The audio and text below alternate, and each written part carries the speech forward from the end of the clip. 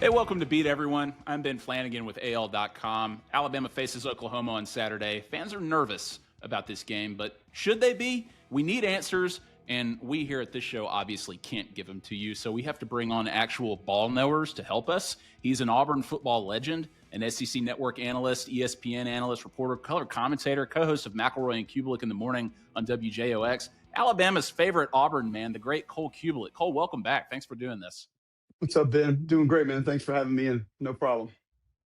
Cole, Alabama's run game has confounded college football, and we're 9 games in. It seems like it kind of is what it is, but people are hoping to see some kind of change or improvement down this final stretch of the regular season, and it seems kind of like chicken and egg to some degree. Is the blocking there? Are they finishing plays? Ty Simpson says it's mental. Ryan Grubb says it's physical. Cole, how would you diagnose it? A little bit of all that. I don't think that there's one specific thing that you can point to here and say this is the reason that Alabama struggles to run the football. Number one, let's just look back at last week. LSU's front seven is pretty good, and that's one thing that nobody wants to talk about. Vanderbilt's defense pretty good. And so there's some of these fronts that Alabama has played that I think people just, for whatever reason, don't want to look at. Like even Wisconsin's front seven has given people fits all year. Like that's a really good front seven. Georgia, Tennessee's defensive line is good. South Carolina might have a top 5 overall pick on their defensive line. That's a pretty good group. So they have played some strong front sevens and strong defensive lines that's going to play into it. To summarize this in as elementary fashion as I can, you live in the neighborhood that your house is in. So that's where you go home every night. That's where you sleep. That's where your family is. That's where the car's in the garage, whatever that is. You don't live in one neighborhood and act as though or pay dues in another neighborhood. And Alabama doesn't really reside in the neighborhood of being a ground and pound football team. Like that's not their home. Their foundation's not really built on that, and that's okay. It's not a huge deal. It's not something that I look at to say, oh, it's going to cost them games or they can't do this or won't be able to accomplish that. If you think that's the truth, then tell me who's going to win a national championship. Because I want to know what teams that are ranked in the top 9, I think you'd have to get to 10, and not even Notre Dame has been truly dominant running the football all season. I think they appear to be that way because it's what they're best at. But do they do it against their opponent's will on a regular basis when that's the one thing they're trying to take away? I don't really believe that. So there's a lot to this, Ben. Football has changed a little bit. You know, the bloody your mouth, run right at you, nothing you can do about it. Those ways have just kind of gone by the wayside. And one of the reasons it doesn't concern me for Alabama is they do so many things well. And they have tight ends that can catch the ball, help them block, pass or run game. You have backs that can catch the ball out of the backfield. You have receivers that can take short, intermediate, high percentage throws, turn those into explosives. Receivers that can hurt you down the field. You have quarterback run that you've leaned on a couple of times this year. You can move the pocket with Ty Simpson. He can keep a zone read and break you down. All of that to be said that the offensive line can be good in spots. We've seen them be, I don't want to say dominant, but we've seen them be pretty good at times this year when they've been together and things have been on the same page. You've had running backs in and out of the lineup, offensive linemen switching places. You have a couple transfers that have come in. These guys have not all played together for a long period of time. That continuity for an offensive line takes reps. You got to do it together for a long time to be really good at it, to have that unspoken verbiage of who needs to come off a double team win and how, and who needs help in pass pro and who doesn't. And then finally, I'll say this. This is a little more big picture. I don't think defensive coordinators give a rip anymore. I think defensive coordinators are looking at this saying, we're going to give up 40 and 50-yard plays no matter what. So you know what? Let's go try to get a couple of those back by getting some TFLs and some sacks. Like look at A&M's rush defense numbers, just the numbers. And when you watch A&M, you don't see guys getting knocked 5 yards off the ball. Like those guys aren't getting double teamed 6 and 7 yards off the line of scrimmage, but they're a high pressure, high movement, high risk defense some of the time that if you don't get that replacer back in the moment that it needs to be, they can be out the gate. So I just think defensive coordinators are playing more high risk football because probably the analytics are telling them that it's better suited for us to go for a tackle for loss or go for a sack or try to get a turnover or force a turnover than it is just trying to keep everything in front and play it safe and two gap and read, react to all this. So I think all of those are playing into it.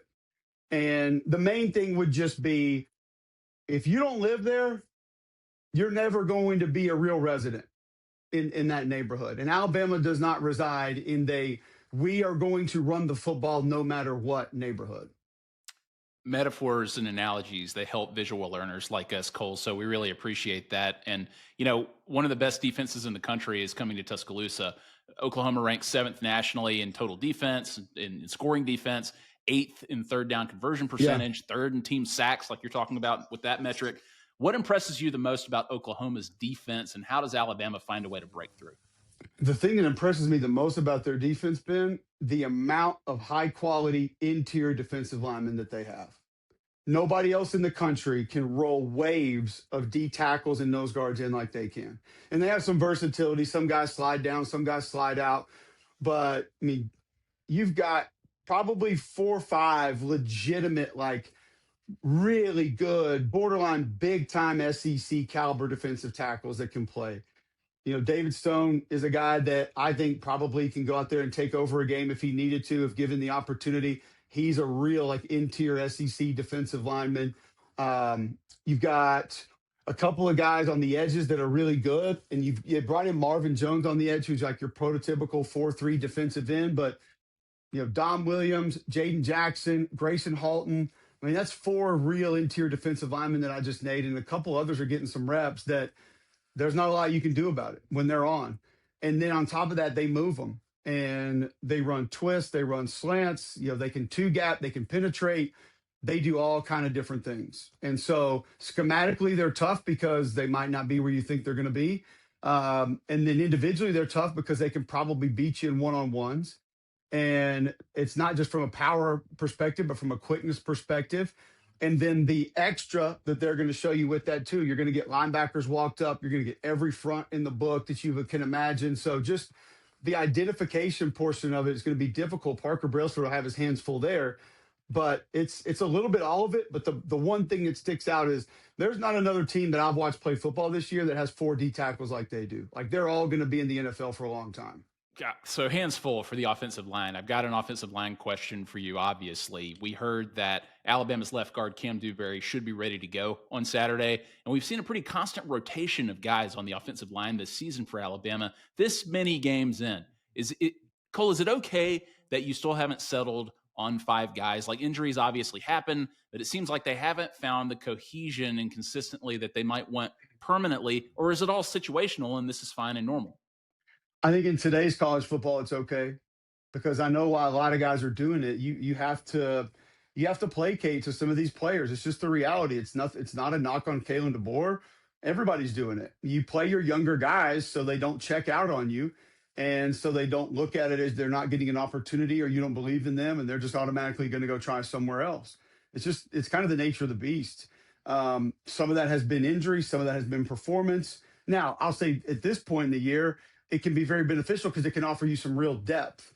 A guy goes down, you might be putting somebody in that's had 150 snaps as opposed to somebody that's had 5.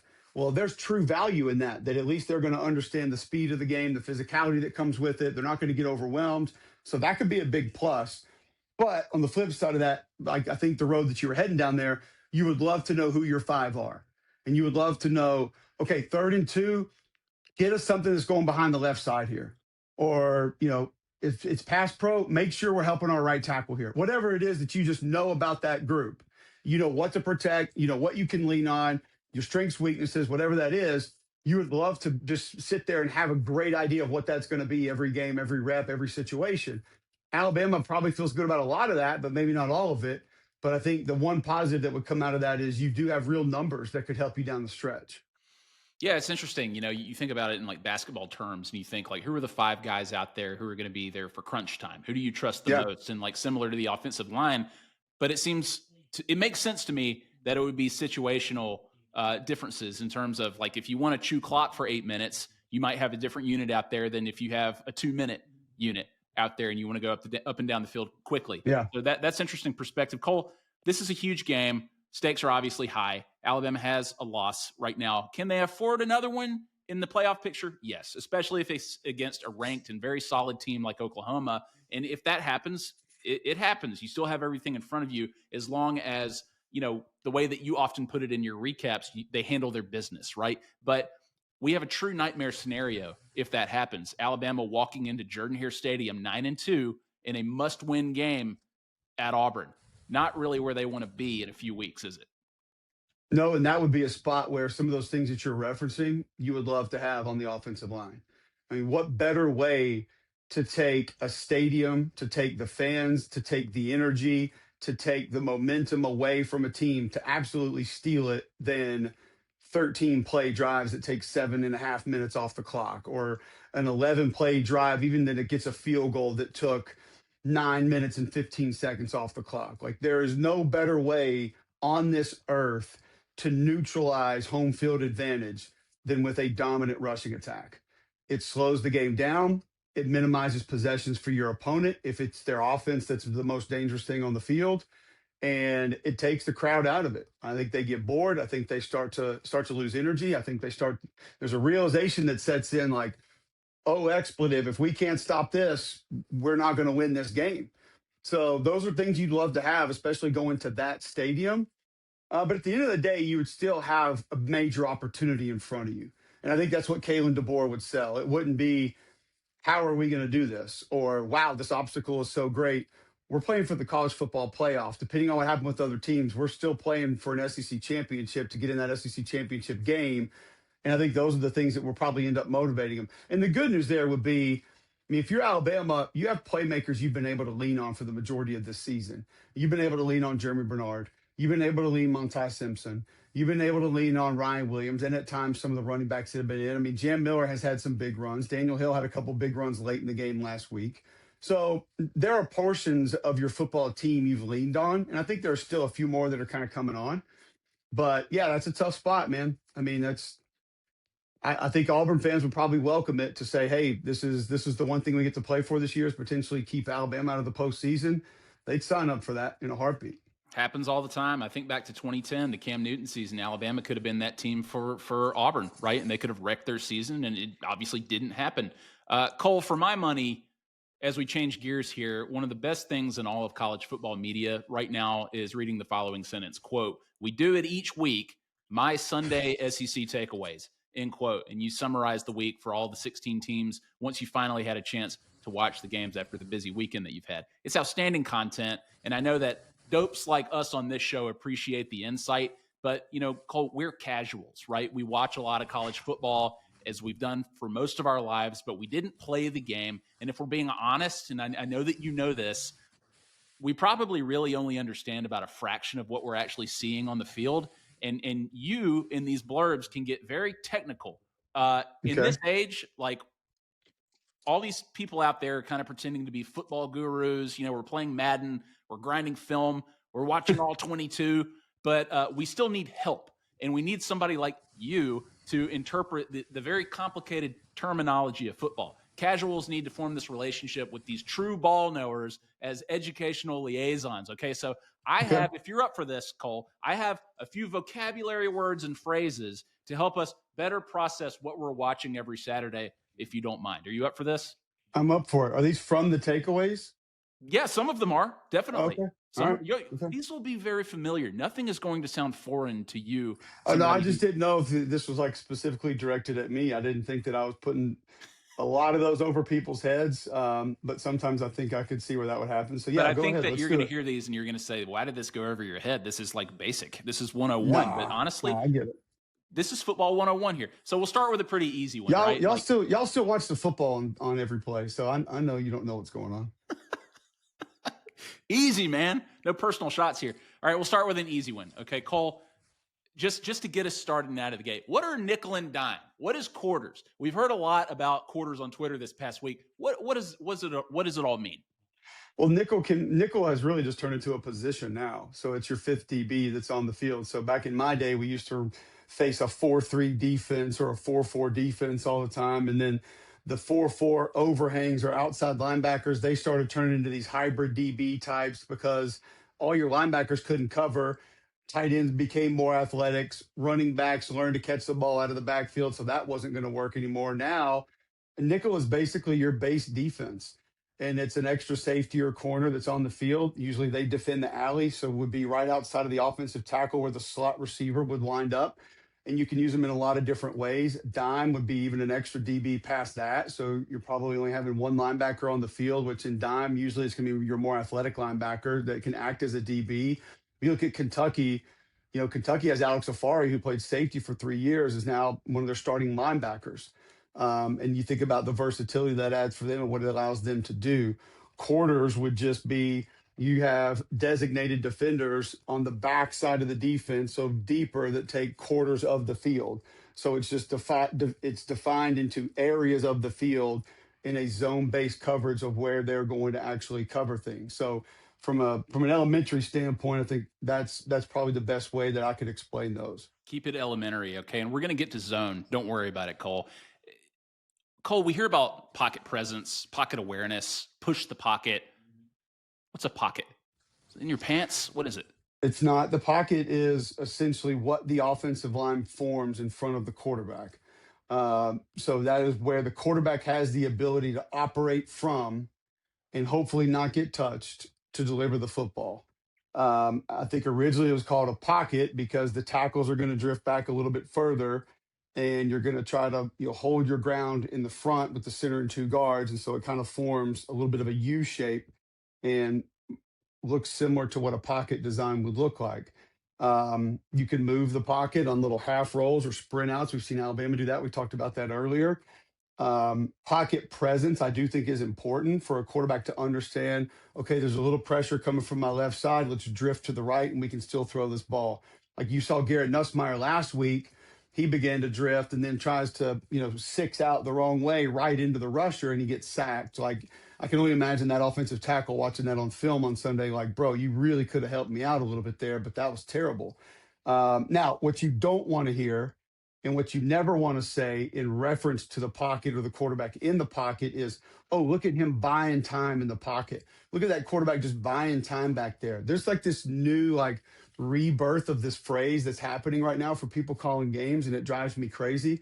I can remember the first time I ever heard this back when CSS was a real thing, and I was at Auburn, and Ben Lear was our quarterback, and Stan White was calling those games, and he used to sit back there and say, look at Ben Lear just buying time in the pocket. And I would throw things at my television in my duplex at North Point because I was so mad. Like, buddy, there's people up there that have paid the price for that time. It ain't free. He didn't spend any money on it. I can promise you that. Like, we're the ones that are buying him that time. But as quarterbacks will quarterback, that's usually the way that it goes. So pocket would be the area in which the quarterback is designated to operate by the offensive line, running backs, and tight end. CSS, what a pull, Cole. Love that. And that's between you and Stan White. We'll let y'all work that out. We used to hear He's not the only one, I can promise you. We used to hear Nick Saban say this all the time, Cole. Hat on a hat. What is it? Yeah. So you'll hear box count is something that you'll hear a lot. You'll hear do we have the numbers in the run game? So a lot of times when, depending on if you have a tight end or two-back formation, how you're going to block something up, you just want to make sure we can at least get a hat on a hat. So you don't want free runners or guys that just run through the line of scrimmage and no one even attempts to block them because all the other offensive linemen are occupied, or linemen, tight ends, backs, they're all occupied with a body. So if, let's say, we have 5-man protection and we have a bear defense, which would be centers covered, 2 guards are covered, and they walk up 2 defenders on the outside. Now that's usually safe for the run game, but we can use it here also. And you're like, okay, we can get a hat on this. We got 5 on 5. They walk somebody else up. We can't be responsible for that individual. So then we cannot get a hat on a hat against that defense. It's not going to work. More so in the run game when usually, let's say, short yardage situations, we're running inside zone to the left and we have an even front. So 4 down, linebackers walked up in our front side A gap, which is between the center and guard. The center can reach him. Guard can reach the D tackle. Tackle can reach the D end. Same thing on the backside. Or we let the defensive end on the backside go and we climb up to the backside linebacker. We can get a hat on a hat right here. We don't have to get great push, But if we can cover them up, same thing as hat on a hat, our running back should be able to find his way to get 1, 2 yards, whatever that is. So that's kind of where that came from is let's just not get killed is another way of saying that. Like if we can get a hat on a hat here and not have, you know, Deontay Lawson with a full sprint at our tailback right as he gets the handoff, we're going to be in good shape. So just do your assignment, basically. If everybody Yeah, on the offense is hitting their blocking assignment individually, you're getting a hat on a hat. yeah, it's much more about assignment sound than it is like physically being dominant. Gotcha. Okay. Well, I hear this word gap all the time, right? A gap, Yep. B gap. Cole, what the hell is gap scheme? I don't think anybody knows what that is. Maybe you will. Well, so essentially there are multiples. I mean, there's isolation, there's different things, but the two basic run styles that you have nowadays are going to be zone and gap. And you have pin and pull that's not necessarily designed for a gap per se, but the same principles in how it's blocked in gap scheme stays. So you're going to block down and you're going to have guys pull around. Now, a lot of times what you're doing is you're trying to attack an individual gap with those. They're like, so if you looked at the old school like trap or wham plays, you're trying to attack that A gap between the center and the guard. And a lot of times you'll let one of those defenders get upfield and the opposite guard will come and kick him out because you're using him coming upfield against him. Bam. So you're trapping him and then you're hitting that A gap right there. Zone scheme is going to be we're all flowing to the left or to the right. And we have to sort that out best way we can. So if we have a 3 technique, which is outside shade of the guard, and me and that right guard are working that 3 technique up to that linebacker, 52, we'll say. If that 3 technique slants across the face of the guard, he is now mine. I have to take him over in a zone scheme run. So the two of us are going to work that together. And if that D tackle comes over to me, then I've got him. I'll take him over. If he stays right on the guard and I plays down the middle of him, well, that guard still has to help, but he knows ultimately we would like to climb off of him up to that linebacker. And this gets hard because some linebackers will jump you backside, and then that center has to come off. And some linebackers will sprint through right away, and that guard's not ready for it, and he's got to come off at the last second. He's got to know he's got to get it now. Gap scheme would be more if we have a wider defensive end or edge defender out here, and we're going to attack the C gap or the B gap in one of our runs, we will block down. And when I say block down, you basically will block down and try to wall off that defender. So instead of going north and south, I'm now going east and west. And my goal is to just wall you off from not attacking the play that way. And so I'll just ride you left to right and essentially trying to create a one-on-one wall against you to not be able to go back that way to get the football. That helps us create gaps too, because I've now walled that off. And that might not even be the gap that we're attacking, but we're creating another gap by creating that wall. And then our guy's going to pull around, whether it be guard, tackle, just guard. It could be tackle, tight end, guard, tight end, counter, or power. Counter, you can always know it's usually going to be backside guard and tackle. And if you ever see the running back, if these are his feet and he kind of does the one hesitation to the left and then comes back to the right, like that's a free, easy giveaway that it's counter. Power is going to be more of a attacking upfield run, but still going after an individual gap. So when we're blocking down, obviously that defender has lost anybody in front of him. He's going to do one of two things, hopefully for the defense. He's going to play flat and come with it. And that's why zone read was invented, because the zone read, you would pull it and then you get around him. So he's going to play flat, and then you're probably going to reach him. So that guard will pull and hook him or reach him. And again, creating a walling him off. And then my other puller is going to look to kick out on power or climb on counter, one or the other. So he's either going upfield for another defender or he's kicking out the last man on the line of scrimmage. Like you'll hear power kick. Sometimes there's a way it's referenced when you want to kick that guy out. There's a lot of different ways it can work, but essentially gap scheme, you have to have a block down or a pin. You have to have a pull and then either a kick out or a climb that puller is getting into. You're trying to create different gaps with how the defense is aligned. Incredible. Yeah. I mean, I don't think that we have enough time to go through like all of them that I have listed here, but I was going to ask about cover one versus cover two, right? And so No, on. you need to Uh, get Roman Harper on the show for that. I'm not even an expert on coverage, man. Like, I'll be perfectly honest with you. I sit in there in studio with Roman every week, and he teaches me something new every single week. And I'm like, I had no idea what that was. And you've he's like, already, all you gotta do is look at the leverage on the corner, and this is gonna come up here. And I'm like, yeah, bro, I don't watch that. So it's like, and he does the exact same thing to me. He's like, Cole, why can't they pick this up? And I'm like, well, if you just look at it, Roman, they're sliding the protection over here, which vacates the right A gap, and like there's no body there to pick. He's like, why did he just come back? I'm like, that's not his assignment to come back. Like, the quarterback has to know we can't account for him. The ball's got to come out. We have those back and forths every Monday of him not understanding everything on the line of scrimmage and me definitely not understanding from everything from a coverage standpoint. I've just got a couple more for you here and I'll run through it again. Things that are on my mind, like, you mentioned 3 technique, 4 technique, 5 technique, 12 Yeah. personnel. In your latest Alabama recap, you made a reference to loopers. What the hell are loopers? You talk a lot about zone and flowing to zone, right? You're a big Parker Brailsford guy. You said this week he's good on Mhm. combos and in space, like slide protection that you just mentioned. Here's one. When we hear someone say lost contain, what does that mean? Okay, so losing contain is when you see a quarterback leave the pocket outside of the tackle and he just goes and there's nobody there. There's designated contain on every play, be it run or pass. The end man on the line of scrimmage usually is going to have contain. So his job is to make this super elementary floor level. Anything Please. that comes outside of there, he cannot allow that to get upfield. Like, that becomes his responsibility. So he is supposed to contain everything outside from there to the sideline. Now, there can be different rules where he only has a certain area and the corner has to come up and take, flat contain, whatever that is. But essentially, the in man on the line of scrimmage must contain everything getting outside. So there will be a run fit for the B gap, which is inside of him, A gap, 2 gaps inside of him, so on and so forth. But if you have an outside zone play called and that offensive tackle reaches that defensive end, so defensive end's here and we're coming to this side and I get around him and hook him like I told you earlier, well, he's lost contain because we're getting to the outside now. Contain is gone. It's over. It's a much more popular term nowadays with the pocket and quarterbacks and mobile quarterbacks.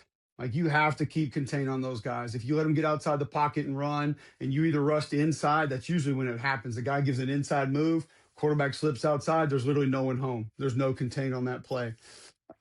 Combo block is just going to be like center and guard working together. That's all that's going to be. Looper, so you're going to get run, stunts, and twists in pass rush and in the run game, where you're going to have like a text where the tackle's going to penetrate and the end's going to come around, or an eat where the end's going to penetrate and the tackle's going to come around.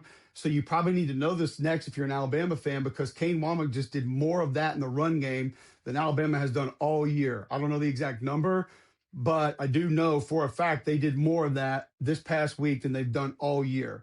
So they're getting aggressive, moving, looping, stunning. You can slant where everybody just goes one direction, or you can have a penetrator and a loop man. And that loop man, like Tim Keenum, I think it was the third, fourth play of the game. It was a run, I think, on the right hash to the left. And Tim Keenum was the nose guard, and the defensive end penetrates, slams down. Keenum loops off late, and that tackle chased the D end down. He chases him down. He can't adjust back to Keenum coming back around, and the running back literally runs into him. Like, he loops right into him. The other reason you need to know that this week is Oklahoma going to do it about 55 times in this game. They live and die on movement up front. It's why they are hell on wheels to deal with. The only game that they have not moved on a very regular, consistent, or just in abundance this year was the Texas game. And that was the worst defensive performance that they've had. So I would anticipate you're going to get a lot of stunts, twists inside, slants inside from this Oklahoma defense. And most people don't do them on the interior as much as they do, but they have a really good feel of how to do it and when to do it. Cole, I got 2 more for you. One is Cole Cubelic special, and I have a feeling we're going to refer back to what you were talking about with combo blocking. You often pull a clip and post the term slab, where Yep. a lineman sees a teammate engaged with a defender, and then he delivers what looks like kind of a knockout blow, kind of putting them on the ground. What is a slab? Am I on the right track? You're on the right track, but let's think about this. So if I'm a defender and I'm working on a tackle and I'm getting a good bull rush on him, so I'm bulling, like, what's exposed right here? You're back. Okay, your side. So Your you tell ribs. me, please. I'm the idiot here. Your ribs are exposed. Oh, I see. Okay. And most of those hits come in laterally when a guard or a center peels off and they go right into the side of their body. They're hitting them right in the ribs. So that's why I came up with full slab right into the rib cage. So full slab. It's funny, like we had like this double team pancake on the dude's back the other week, and Jordan's like, Cole, look at this full slab. I was like, no, it's not what that is, man. Like that, this actually has nothing to do with that. But I appreciate you trying and giving the O-line some love. It's good. But yeah, you got to get them in the rib cage for a full slab. Okay, And then you rib get, like cage. sometimes they don't get them as hard, or the arms aren't as high. So you just like go half slab down here, and they knock them over to the side. And all the people that play defense will tell you like, oh, big deal. You didn't even see him coming. I don't care. We took him out. That's all I know. We knocked him on the ground. That's all that matters. Last one, Cole. I don't know if you've seen this. There was a viral video of Nick Saban, let's say, politely reminding his players what they did wrong after a rep. He very calmly says, quote, "Run the route again. Damn it, it's cut. You don't have anybody in the flat," end quote. I think I know what the flat is, but what on earth does "it's cut" mean? What could he have been referring to? Yeah, cut I think would be the route. Like they're running like just a cut. So you probably are judging that, basing that. This might be one that Roman's a little better suited to answer than me. Like you're going to cut the route at a certain distance depending on where the coverage is. The other thing, the flat is just basically outside of the play. Like I was trying to explain to my wife what a check down was last night because she didn't know what that was on Tuesday date night, our podcast. So when you see the quarterback essentially turn and throw it out to the side of the play, usually behind the line of scrimmage, that's referenced as the flat area. So you'll hear guys like Roman will say hook flat defender. That's in zone coverage where someone has like a hook route where they would just come off the ball and then like hook and they'll button hook like back in the day in John Elway's quarterback on Nintendo.